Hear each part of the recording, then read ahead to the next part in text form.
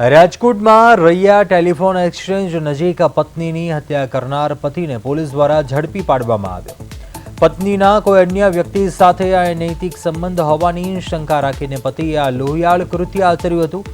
આરોપીએ પત્ની પર હથોડી વડે જીવલેણ હુમલો કરી તેનું ખૂન કર્યું હતું અને હત્યા બાદ આરોપી ફરાર થઈ ગયો હતો। તેની શોધખોળમાં લાગેલી પોલીસ ટીમને બાતમી મળી હતી કે તે જૂનાગઢ તરફ ભાગી રહ્યો છે।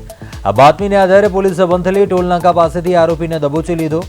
હાલમાં પોલીસ દ્વારા આરોપીની વધુ પૂછપરછ અને કાયદેસરની કાર્યવાહી હાથ ધરાઈ છે।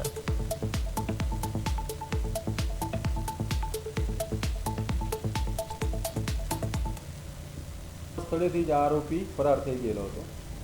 માનનીય CP Shri Vijesh Kumar Jha sir, additional CP Shri Chaitanya Mandlik sir તથા ડીસીપી ક્રાઇમ શ્રી જગદીશ માંગરવા સરે આ આરોપીને તરત પકડવાની સૂચના કરેલી હોય, જેના અનુસંધાને રાજકોટ સિટી ક્રાઇમ બ્રાન્ચની અલગ અલગ ટીમો આ આરોપીને પકડવા માટે સતત પ્રયત્નશીલ હતી।